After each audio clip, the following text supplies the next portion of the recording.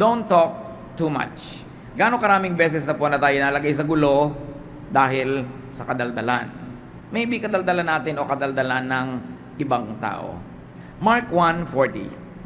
A man with leprosy came to Jesus and knelt down. He begged, "You have the power to make me well, if only you wanted to." The man was gravely needy. There was only one person who could help him completely, and that was Jesus. Sabi niya, "You have the power." Kinilala niya, nananalig siya at wala siyang duda na kaya siyang pagalingin ng Panginoon. Mark 1:41-42. Jesus felt sorry for the man, so he put his hand on him and said, "I want to. Now you are well." At once the man's leprosy disappeared, and he was well. So Jesus touched the leper, healing him, but joining him in his space and situation. Pagka po tayo tumutulong, tayo naapektuhan, hindi pwedeng hindi. Pag tayo nagbibigay, tayo nababawasan. Pag tayo ay nagpapatawad, tayo ay merong tinatanggal mula sa ating sariling kapakanan tungo sa iba. In touching the leper, Jesus made himself unclean. At least ceremonially, because to touch a leper would render one unclean. And in touching the leper, Jesus gave power away. Isang example po ng ganitong power na nawawala pag ibinibigay, Mark 5:28-30. The woman said to herself, "If I can touch and just touch his clothes, I will get well." As soon as she touched them, her bleeding stopped and she knew she was well. At that moment, Jesus felt power go out from him. He turned to the crowd and asked, "Who touched my clothes?" Ganun na lang ang pananalig ng babae na pag nahawakan niya ang mga damit o kahit man lang laylayan ng mga damit na suot ng Panginoon, kasi layers yung mga damit na yan gagaling siya. But what we see here is that healing drains the healer. Naramdaman ng Panginoon, lumabas ang kapangyarihan mula sa kanyang katawan at pumunta naman sa katawan ng babae na pakinabangan niya. Giving drains the giver. Mark 1:43-44. After Jesus strictly warned the man, he sent him on his way. He said, "Don't tell anyone about this." So balik na tayo sa kwento ng leper. Matapos gumaling yung may ketong na ito, sabi ng Panginoon, huwag na huwag mong maipapamalita itong naganap. Keep quiet. Jesus had his reasons but did not elaborate. Givers have the reasons for wanting to be anonymous and discreet. May mga givers na gustong i-announce yung giving nila at yun ang sabi ng Panginoon, huwag ka dapat ganun. Pero may mga givers naman na gusto tahimik lang at huwag nang malaman ng iba. So unless the giver wants the giving to be announced, it is better to be silent about it. Why?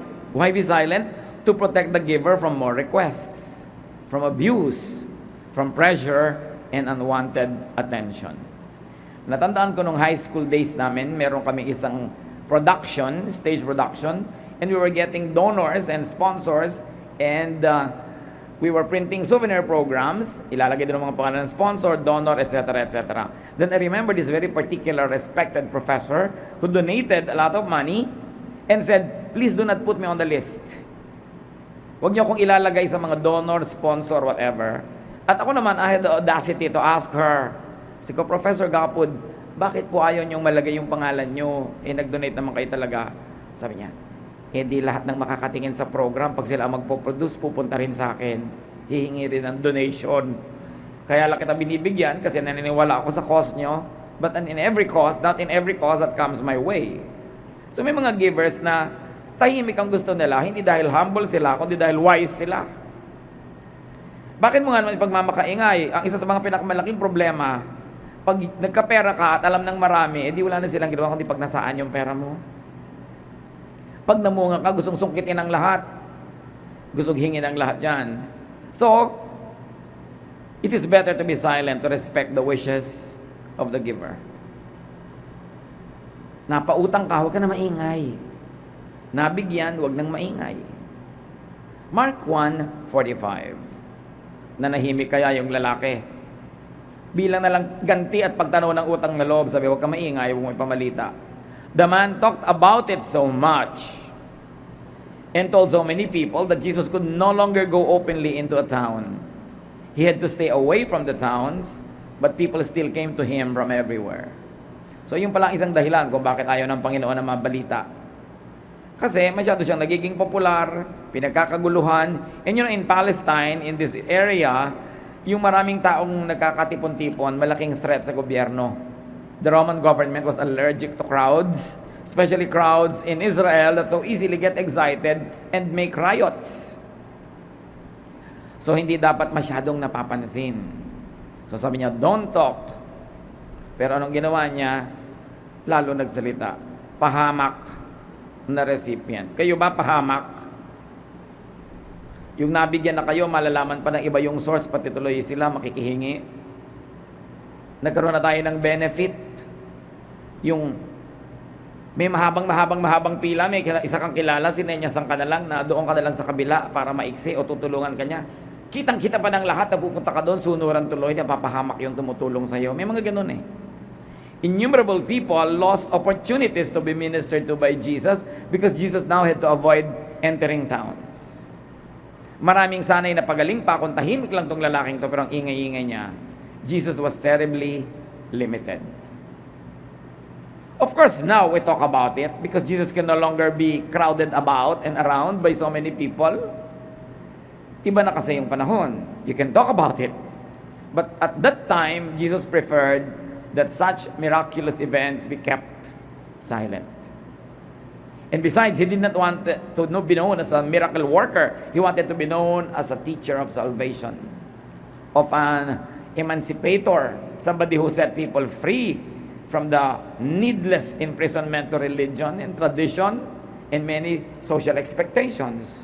Pero dahil naaawa siya, nagpapagaling din, pero hindi naman yun ang number one reason kaya siya nagpunta sa lupa.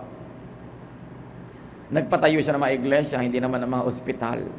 Bagamat, gawain ng mga iglesia ngayon na magtayo ng mga yan because we like the love of Christ to be extended to people.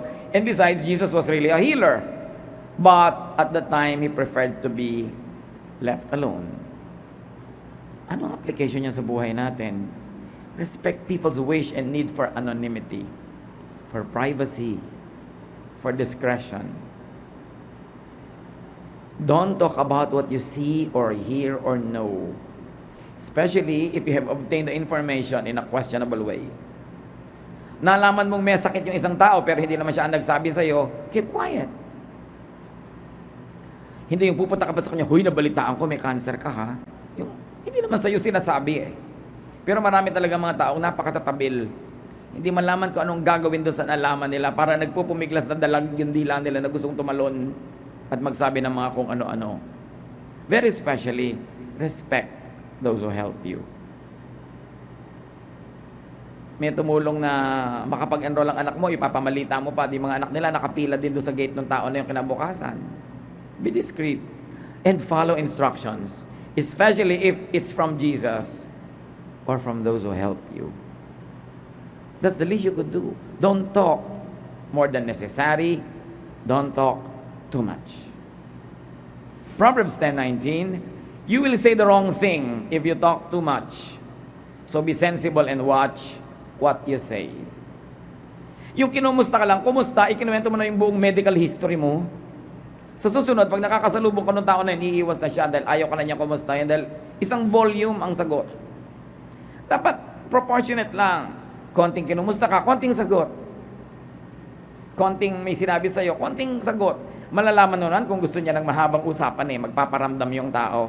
Pero wag naman yung naging napakahirap ng pagsubok kung paano puputulin ang napakahaba mong dila. Don't talk too much. And sabi nga ng Proverbs, if you talk too much, chances are you will say the wrong thing. So sino ang napapahamak? Ano ang nasisira sa katabilan natin? Review the past. Gano'ng karaming tao napahamak dahil may nasabi tayong hindi dapat sabihin. Ephesians 4:29, do not let any unwholesome talk come out of your mouths, but only what is helpful for building others up according to their needs, that it may benefit those who listen. And very especially, it may benefit the subject, yung kausap mo. So we talk to build people up para sila gumanda ang pakiramdam, para umasenso ang kanilang karunungan, para umangat-angat ang kanilang kalagayan, Pero maraming beses baligtad ang dahilan o magiging bunga ng ating pagsasalita. May napapahamak, may napapahiya. At meron pa na napakagaling magsalita para lang i-prove na magaling sila sa repartee. That they could put people down with their tongue, and that they could silence everybody. Actually, you will be hated if that is the way we use our tongues. Ang taong espiritual, you will control your tongue. Proverbs 13:3, those who control their tongue will have a long life. Opening your mouth can ruin everything. So a loose tongue, sabi nila, all often gets its honor in a tight place. Maraming pinagsisisihan na hindi sana nangyari kung hindi lang nagsalita agad. Maraming mga damages ang hindi dapat nangyari kung maingat lang tayo sa pagsasalita. Now, it's not only our tongues that we should control. We should also help control other people's tongues. How? By not asking them. Yung merong taong gusto magkwento pero diniscourage mo na, so na-control mo rin yung tongue niya. Hindi ka na nagtanong, hindi ka na nagkusisa, hindi mo na in-encourage na magkwento pa siya na magkwento. And when they begin to tell stories that should not be told, you can help control their tongues by not listening to them. You can change the topic, you can leave the room, or you can be direct and say, I really don't want to talk about these things. Then, na-control mo rin sila. Proverbs 26:20, where there is no fuel, a fire goes out. Where there is no gossip, arguments come to an end. So, may dalawang nag-aaway, kausap mo si A, may sinabi, pupunta ka kay B. Alam mo, sabi ni A, siyempre, si B naman, sabi niya, may sasabihin din siya, punta ka naman kay A. Alam mo, sabi ni B, hindi matapos-tapos yung gulo, ikaw pala yung nagpapalala. An open ear is fuel to the fire of talk. People must know. You must let people know that not every word they will say is welcome in your ears. Dapat nag-aalangan din sila magsalita ng makalaswaan, mga kapangitan, kapintasan, chismis in your presence. Respeto nila sa iyo yun. At dapat turuan natin ang mga tao magrespeto na in my presence, you cannot say just anything about just anybody because I will not allow it. Then you teach people to control their tongues. Sabi ng Ephesians 4:27, don't give the devil a chance. In many ways, in every way. Pagka merong eager, tapos ikaw naman willing makinig, you are giving the devil a chance to take over. An open ear is a great chance for talk to grow. So, hold your tongue from needless talk. Pamimintas na wala namang uuwian na mabuti para sa pinintasan o sa nakikinig. Pagrereklamo na hindi naman mag-i-improve yung situation, lalo lang tuloy naging na-discourage, na siraan ang loob, o nawala ng gana sa buhay yung kausap natin. Close your ears for needless words. And there's one other thing. Forgive loose tongues. Gano'ng karaming beses na kayo nasaktan dahil may madaldal?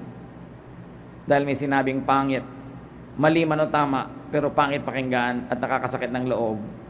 Gano'ng karaming sama ng loob ang kinikimkim natin sa mga tao may sinabing hindi maganda laban sa atin o mga mahal natin sa buhay? You know what you should do? Learn from Jesus. Forgive. Forgive loose tongues. Sabi nga nila, they might not deserve your forgiveness, but you deserve your peace. And when you forgive, you become peaceful. So forgive. If you are not kind, forgive because you are wise. Kahit hindi nila deserve na mapatawad mo, deserve mong matahimik. At kung pagpapatawad lang ang magbibigay sa'yo ng katahimikan, ba't mo naman ipagkakait sa sarili mo yung katahimikan na yon? Minsan sa gusto natin makaganti o sa kaayawan natin magpatawad, tayo yung patuloy at paulit-ulit na nalulugi. Kasi tuwing naaalala natin yung sama natin ng loob, nagagalit tayo, nagkakasala tayo, nasisira yung ating mood, nawawalan tayo ng gana, nasisira yung creativity, at the end of the day, you lose. Minsan ka lang ginawa ng mali, pero ting araw-araw aalalahanin mo yon. One day, every week, every day, every month, di 30 times ka nang nalugi. Eh kung 2 months, 3 months, ang dami-daming beses mo nang nalugi for one offense committed once. But every remembrance multiplies it, and it happens as if it just happened again. So yung pagpapatawad, lalo sa mga matadaldal, nanira, nagchismis, huwag na kayong umuwi ngayon na may dala-dala pang galit, ipatawad nyo na. Sabi nga natin, kung hindi kayo dahil mabait, kasi dahil matalino kayo. Kasi kayo rin yung nagdadala, kayo rin yung nahihirapan. May nagsasabi that speech is silver, silence is gold at the right moments. So kung minsan, ang maibibigay lang natin sa ating kamag-anak, sa ating kaibigan, sa mahal sa buhay, the gift of our silence. Yung halimbawa, yung may mga sakit, alam mo naman na hindi pa gumagaling, alam mo naman na nagdurusa pa, naghihirap pa, pinipilit pa rin magpagamot, tapos lagi mo itatanong, how are you? It's a very thoughtless question. Because you know na hindi na siya well pa, anong ine-expect mong sagot? I'm not well. E di that, the question and the answer will make the person feel bad. And just going through the motions of explaining to you why the person is not well,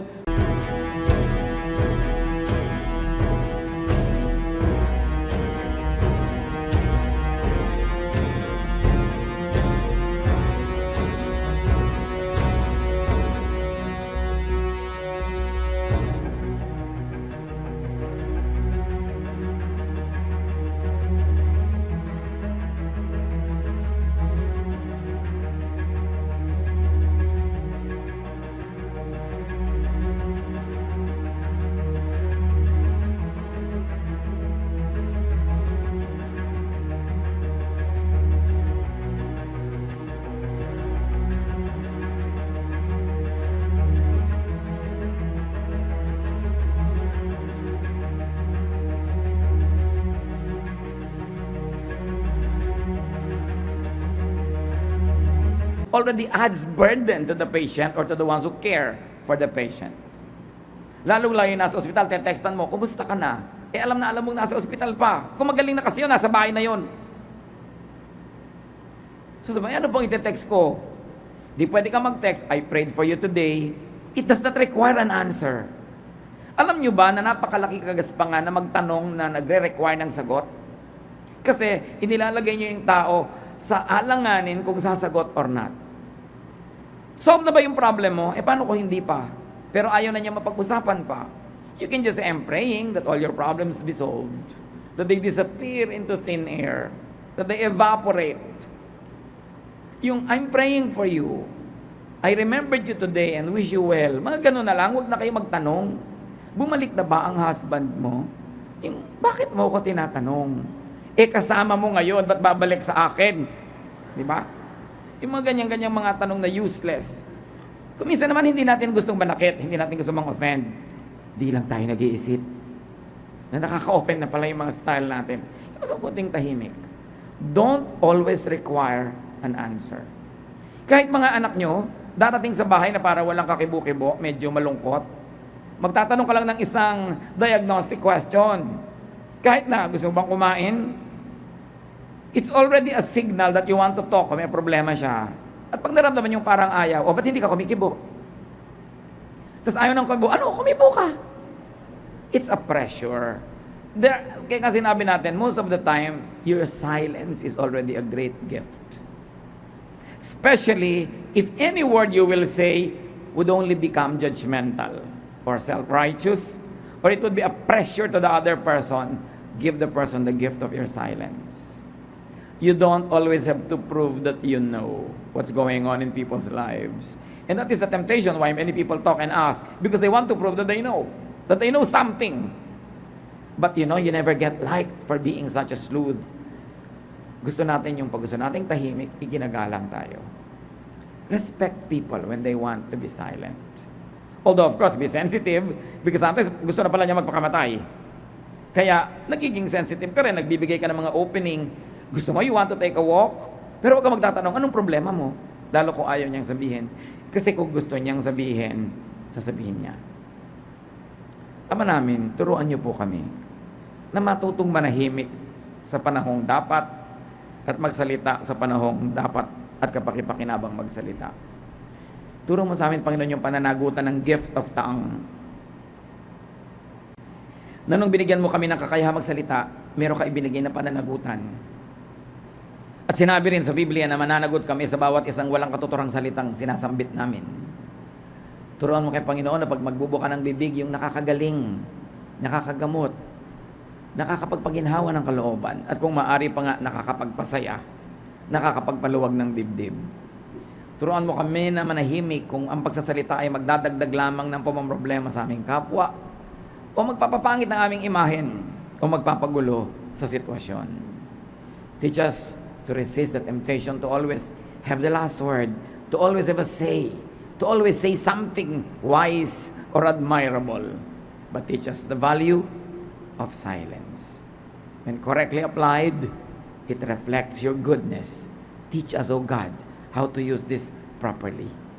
Pagbulay-bulayan natin, napakasimpleng paalalang ito. Nasa kasimplihan, madalas sa ating malimutan. Suriin natin mga kapatid kung anong mga pananagutan at kasalanan ng mga dila natin at tumahimik tayo, humingi tayo ng tawad sa Diyos. At ganon din kung meron kayong kinakasamaan ng loob, galit kayo dahil sa mga sinabi nun, patawarin nyo na ngayon. Ngayon na, wag na bukas. Why carry that weight another day? Forgive people.